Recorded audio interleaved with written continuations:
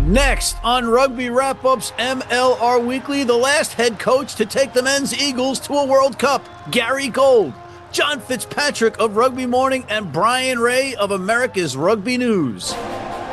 Rugby Wrap-Up's MLR Weekly brought to you by Sheehy Auto Stores. It's easy at Sheehy. The Pig and Whistle, New York City, the world's best rugby pub. And Lean and Limber, stretching your way to a healthier lifestyle. There is a massive responsibility on the 23 that are privileged enough to step out on that field today.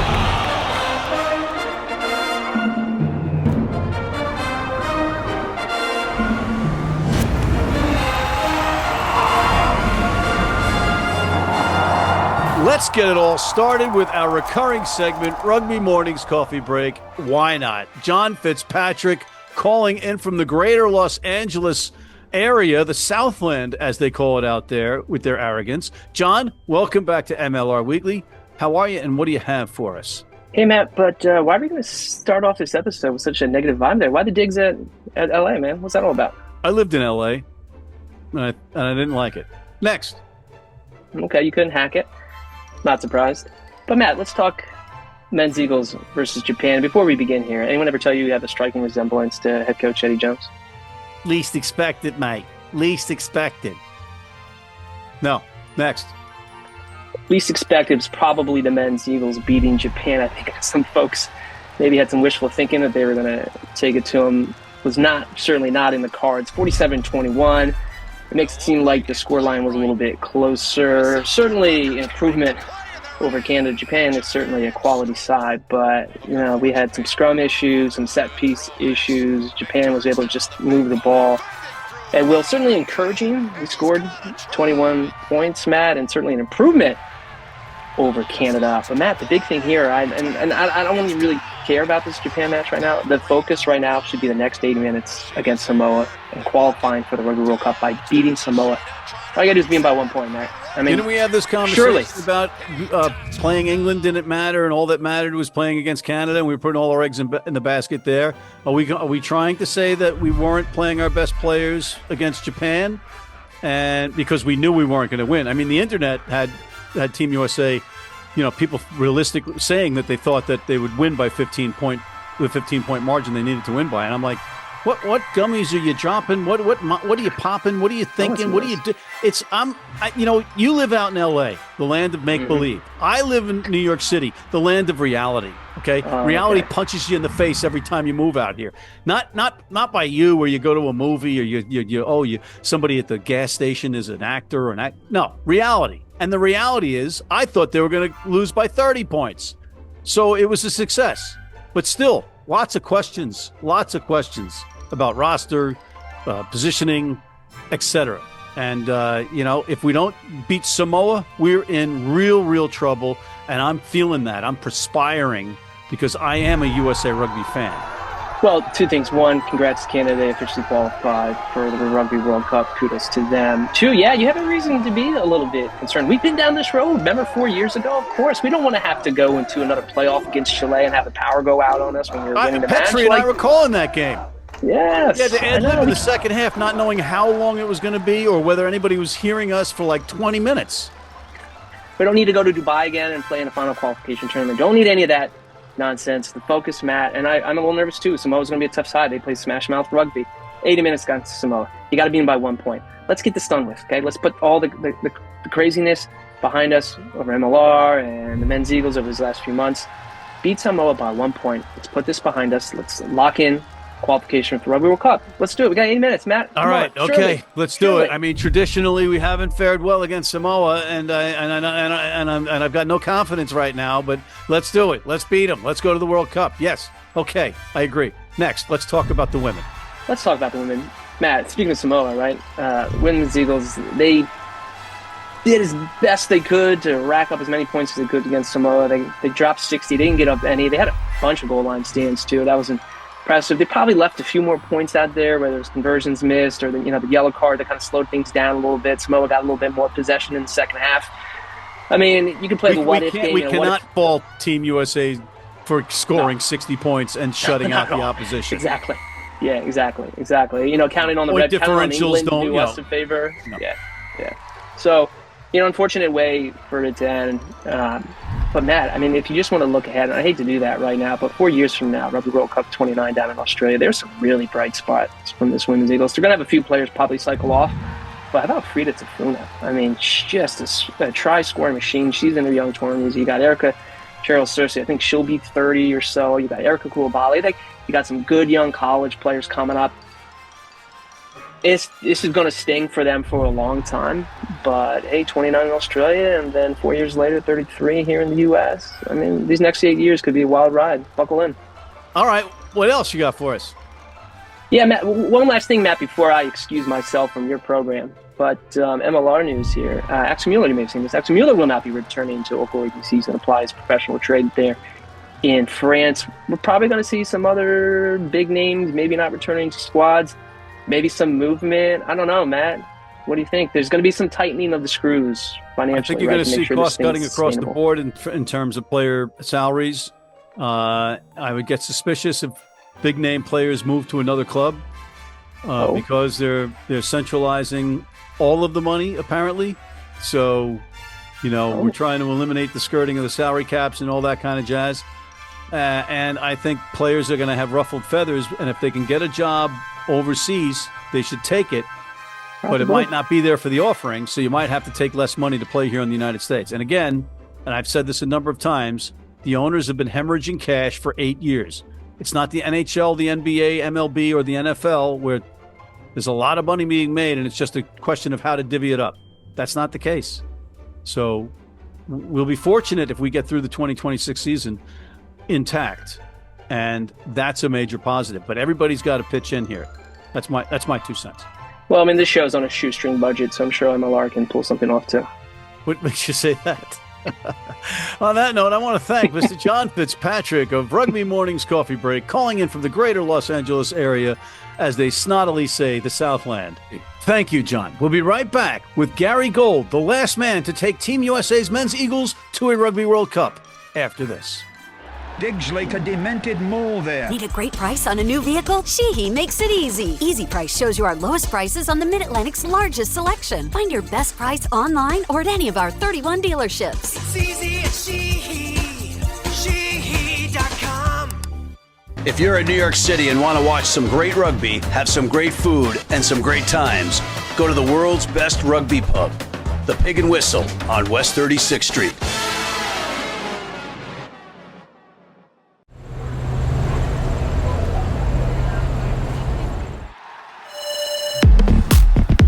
And we are back, and we're back with one of my favorite people in the rugby world, Mr. Gary Gold. Gary, welcome to MLR Weekly. Thanks, Matt. Good to be back with you again after what's been a hiatus of a few years, but good to see you again, my friend. Way too long. And just for the folks at home that may not know your stellar, exceptional resume, you've coached in Japan, South Africa, England, of course, the United States. You also were head coach of Team USA in the 2019 World Cup in Japan. And now, ironically, you're on the coaching staff of Japan, and you're in the United States, in Denver, as you said off camera, where it all started. Where it all started, yeah. All the way back in end of 2017, really. The beginning of 2018, where it all started. So, yeah, it's... as I say, full circle, but really good to be back in the States and catch up with a couple of old friends and, just miss the country. And so really fortunate that I've got an opportunity to come back here with Japan this time. Well, I'm really happy that you're back in the game and coaching, specifically with such a great program with Japan, right? Thanks. With JRFU. I am one of those people that wishes you were still here. Thank you, Matt. That's very kind of you. Part of me still does as well, really. I had an amazing time. My time in the US. It obviously wasn't without its challenges, as every international coach would be, a coaching gig would be. But the good times were absolutely amazing. Yeah, of the best in my 25-year career so far. So yeah. Loved it, loved the people, and loved where I thought we could go. disappointed on how it ended, but luckily it's not the end of the world. Well, it begs the question, Gary, because under your stewardship, we beat Scotland in Houston on that magical night in boiling hot temperatures, but it got us to 12th in the world. And now we are struggling to make a World Cup after having missed the 23 World Cup. What happened? I think fundamentally, the bankruptcy and what happened post-bankruptcy is what happened. I thought USA Rugby as an organization, and I'm talking men's 15s, it's not fair for me to talk about the sevens programs and the women's programs, although I thought the women's program was and still is thriving and has huge potential. But it was going really well, and obviously post Chapter 11 there were significant cuts, and I think it was very, very difficult to get out of the starting blocks after that. There just wasn't the money around, and as much as we're very emotive as rugby people. We're very emotive. I mean, and it's part of the reason why we love the game, because it's an emotive game. But when you're wanting to discuss a subject like this, it's our DNA to want to point fingers and blame things. Sure. And let's just divorce ourselves from the conversation. Let's look at Chile and Uruguay as an example, because they are our allies and our enemies on the rugby field, but our allies in life. And we played a lot of rugby against them when the ARC was still a competition. And we saw where we were in 2018 and 2019 against them, and then we saw their rise. What happened with them? Did they all of a sudden win the lottery? What happened? And fundamentally, the answer is they played. They played. They started slow. They played as Selknam and the other right down in the Super Rugby Americas, and they played rugby. Yeah, and that is fundamentally, you want the easy answer. What happened?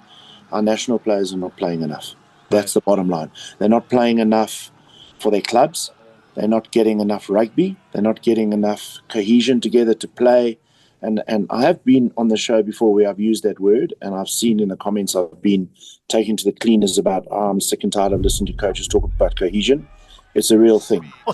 That's a ridiculous argument. Yeah, it's a real thing. It's a real thing. It's what, contrary to popular belief, coaches don't have magic wands. If they have magic wands, Belichick would be going to be the NCAA. He'd be the college champion this year, and they're not going to be. So the bottom line. Eli Manning wouldn't have beaten him twice with my New York Giants. Exactly. So you did have to bring that in there. Yeah, but the bottom line is, Matt. Our players and our coaches and our administration, I feel desperately sorry for them, because basically what they need in order to improve the program is game time and as much time as possible. And resource wise, that's not been possible. I think it's got better. I stand to be corrected. I'm not unbelievably familiar with the program at the moment now, or over the last 12 to 18 months. But, I think they've started to play a little bit more now, and I think you will see improvements. From our point of view, we saw a significant improvement from, say, the Canada game to our game. I mean, I thought there were some really, really positive passages of play that USA played against us on the weekend, and there's some damn good rugby players there. But again, you've just got to be playing enough together, and that's where the issue is. And the national team players need to be in some form of a program where they're getting more game time together. All right, well, that segues to the next question. What do you make of the MLR and the model with the anthem in Carolina? In theory, it's a good model. The theory of having your national team players based in one area and getting to play is exactly what I'm talking about. Like Selknam. Like a Selknam, yeah. But the reality is, if you have a look at the coaching staff and then you look at the people on the roster, there's a handful of guys who are playing at Anthem, but AJ is still playing in Europe. KP is still playing in England.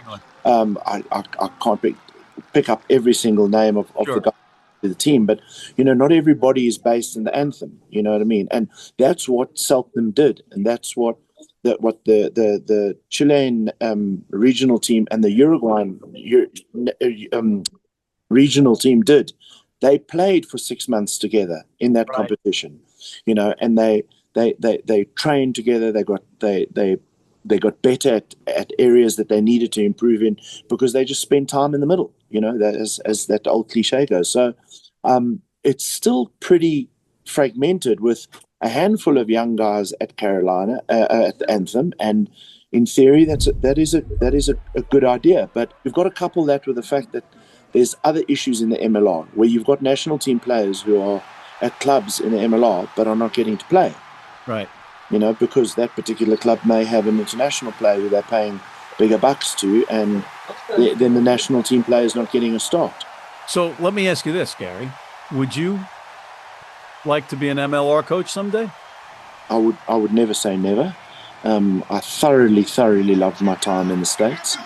And, Matt, I'm a little bit biased here, and I need to admit my bias. My first year in the job was the first year of the MLR. So I almost feel that I was there for the birth. It's not my child. You went to the games, which was even better. Yeah, it's not my child, but I got on the train, and I loved the ride. I was very, very excited, and I feel that in 2018 and 2019 we benefited from the MLR. We did. And I was very grateful, and I thought the MLR where they were then and where they were looking like going to in terms of a league is not where they are at the moment now. Let's just call a spade a spade. They're not. It's now down to 8 teams. I heard a handful of guys still don't even know if they're going to have a club in the next couple of weeks. They're in national camp at the moment, but they don't know if they're going to be in a club in 2 weeks' time or 3 weeks' time or whenever. I beg your pardon, in a month's time when the MLR preseason is about to start. So, that anxiety is not good for the game. It's not good for the players. It's not good for the consistent conditioning programs that the players need to be on. It must be incredibly difficult for Scott and his staff to then be able to monitor players if they're just not playing. Yeah, it's a problem. All right, so I know we're pressed for time. Is the USA going to beat Samoa and qualify for the World Cup? I believe so. Yes! I think they are. Yeah. Bet your pension funds and your mortgages, ladies and gentlemen. Coach Gary Gold just said Team USA is going to beat Samoa. Look, easy on the pension funds and investments at the moment. But I've got a good feeling for them. I think they're in a good space. I think they now have had a little bit of time together, and as I said, hand on my heart, I saw some really significant improvements over the last couple of weeks of them being in camp, and I think, bumped into a few of the boys at the airport on the weekend, and amazing to see them, and they seem pumped. They seem in a really good place, and I'll definitely be cheering them on. There's no doubt about that. Well, I'm going to be cheering you on, sir, wherever you go, because you are a very, very good human being and great to talk to. That's very kind of you. Feelings mutual, mate. All right. Mr. Gary Gold, thanks for coming on MLR Weekly. Thanks, Matty. Cheers, mate. We'll be right back with Bryan Ray after this.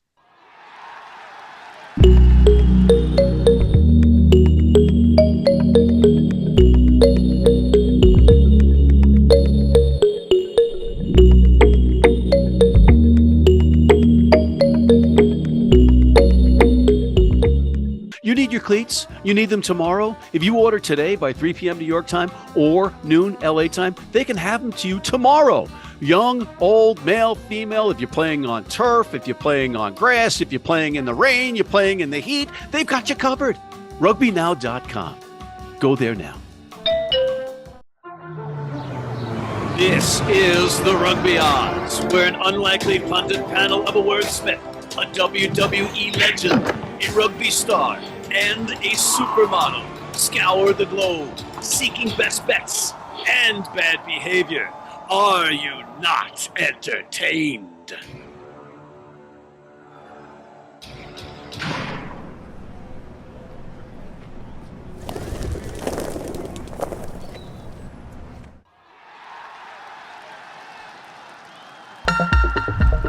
And we are back with Mr. Bryan Ray of America's Rugby News and Ray's Rugby. Bryan, welcome back to MLR Weekly. You look great in red. It's great to be here on this momentous occasion, Matt. It's been truly a magical time these past couple of weeks, and it's a little bit surreal to be here, but here we are, back in the World Cup, back in the big dance. All the doubters, first opportunity, Canada gets it done. So there you go. Yeah, I tip my cap to Team Canada. Congratulations. But you're going to miss out on some extra travel. You're going to miss out on perhaps the repechage tournament or going to play Namibia. You're going to miss all that. And don't you feel a little bit sad? Oh, really wanted to replay Namibia after that game was canceled back in 2019, but maybe we could fit him into the schedule next year. And who knows? Maybe we take over, whoever USA was supposed to play in November if they can't get through Samoa or Chile. We'll see what happens. But no, I think a lot of reasons to celebrate for Canadian rugby right now. And yeah. I don't know, man. It's great to be in this position. I didn't honestly think a few months ago that we would be. I thought the USA would probably be the better side at this stage, but there was always that chance. And once we got closer, right around July, it started to look like this was actually going to happen. And here we are. All right. So, as a giddy, gloating, objective person, and we'll get to the women in a minute, but as a giddy, gloating observer of what's going on, do you think Team USA beats Samoa? I think they got a chance. I certainly would not write them out of this game at all. Samoa has not looked convincing at all. They looked really bad against Tonga. They looked better against Fiji. So, I'm interested to see what kind of a squad they have for this game. They've had some injuries. Theo McFarland, their best player, Saracens lock/flanker, he's hurt. So that's a big blow to them. They haven't really figured out who their best 10 is. They had Rodney Iona of Seattle fame starting last game. AJ Alatimu from Houston started the game before, so I'm interested to see who they decide to go with. It's a big match. This is going to be a close one. Obviously, a lot of interest in who the USA selects. Again, they had some problems, I think, in that last game against Japan, even though I thought they did play better. So this is a really tough one to pick, but I absolutely think the USA has a chance to win this, and I think they should absolutely put every effort into doing that. If they can avoid that Chile series, they want to do that. So, I think the USA can, and you know what? I'll make the prediction now. I think the USA will win against Samoa, and I think it'll be a very close and exciting game. Wow, good. Ladies and gentlemen, he hasn't been wrong in this tournament yet. Is this? I see what you're doing. I see what you're doing. This is reverse psychology. You're effing with us. You're effing with us, aren't you? I mean, how much, would this screw up all the haters right now online who are just going nuts over? I mean, look, I've been critical of some of the decisions too, but the USA hasn't been that bad. And remember, I mean, Scott Lawrence had these guys playing good rugby at the end of last year. They looked really good. They've had some injuries. We have to acknowledge that. Some players are unavailable. We have to acknowledge that. They're not playing super great right now, but I really think they can pull through and get this win. We'll see what happens. They've got to shore. Obviously, the set piece is the big problem for them right now. But if they can sort that out, Samoa's isn't flash either. So if they can sort out that first phase possession, line out and scrum, then I absolutely think they have enough to get the win. It also depends on availability. Any notables absent, in your opinion, from Team USA that are suspicious or conspicuous? I don't think suspicious or conspicuous. I mean, they're overseas. They're playing with their club professional sides in Europe. Tonga Kofe has been allowed to go join Leicester. He just signed his first Premiership contract. I mean, that's just how the game works. We were missing Andrew Quattrin for that game against the USA because he was trying to get his first pro European contract. So that's just the way the ball bounces for Tier 2, unfortunately. And Samoa's going to be missing a ton of guys as well. They'll be in, their contracts in New Zealand and Europe and all that kind of stuff. So, I think it'll be pretty much even on that count. So I don't think there's anything nefarious or, crazy conspiracy involved in it. It's just simply dollars and cents. That's the business of rugby. And we've got MLR's players sprinkled. You mentioned Samoa's MLR players, but they have been in this tournament. And I think the tournament is better for it. What do you say to those that say the MLR is not creating anything and they're not helping? Again, it's crazy talk. Imagine what, the landscape would look like now without MLR. And it's not just, as you point out, it's not just Canadian and USA players. Samoans have played in MLR. Tuidraki Samuvadre, starting for Fiji, played at the New England Free Jacks. As fast as you can. Yeah. I mean, Tongans have played in MLR, have gone from MLR to earn selection for those national teams. MLR has been, Uruguay has had players. All these teams, second tier teams, have had, players come from MLR. So I really think it's ludicrous to suggest that it hasn't been, substantially beneficial for teams in tier 2 nations beyond rugby, Canada and USA. And to say, honestly, without MLR in the last 2 years, where would these two programs be? They would be nowhere. We would be long gone. We would be beaten like 60, 70 points every game we'd be losing. Come on, guys. I don't know what planet you're coming from. Agreed. And now we got to shift to the women, because are they getting lost in the shuffle up there because they're so good and so consistent that maybe it's blasé on the Canadian rugby landscape? A little bit in this pool stage. I think we all expected them to kind of get through this fairly comfortably. Scotland hung around until halftime, a little bit after halftime. They got a try. After that, it was, all Canada. We really expected them to be dominant. I mean, you're coming in ranked number 2 in the world. We're kind of thinking in this one that maybe we've got a crack at England. So I think the pool stage was kind of like, all right, we're going to play and we're going to watch. But, really it's just let's get through these with good wins and no injuries. And it seems like we've done that. So now, quarterfinal, even the quarterfinal, I think we're all expecting we're going to come through this one fairly comfortably, even though, it's not a fait accompli. Australia's a tough side. They did earn their place. They played pretty tough against England, so we'll see how that goes. Oh, come on. They're going to romp over Australia. Come on. You never know. Crazier things have happened. I do think they're going to win that one. And then, looking at this tournament beforehand, it was always going to be the semifinals that would be the question mark. So in a couple of weeks, we'll see where things stand. And finally, before I let you go, what's your takeaway on the Pacific Nations Cup overall? It's exciting. It's fun. I'm not going to lie. I'd rather it was the America's Rugby Championship. I've always said that from day one. I think the time zones really suck in this tournament. I just think it's a heck of a lot of travel for some of these teams. I mean, it's looking pretty weird here that, the USA is going to be playing in this 5-6 game, and in the PNC, they don't have a game in the last round, even though it's scheduled to be hosted in the US. Now, it sounds like they're going to, it sounds like the USA, if they don't beat Samoa, will play Chile in the following week there, but it's just awkward, right? I don't know. Especially if you're Chile. What are you doing? Are you prepping right now for a game that might not take place, or are they playing somebody anyway?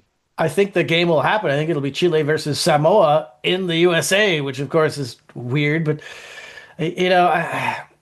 on a competition level, it's great. It's exciting. On a practicality level and really in a competition format that I think can grow, it's not really there. But who knows what World Rugby is doing with this whole, Nations League nonsense that they're bringing in next year. That's going to throw everything out of whack anyway. So all of this is kind of moot.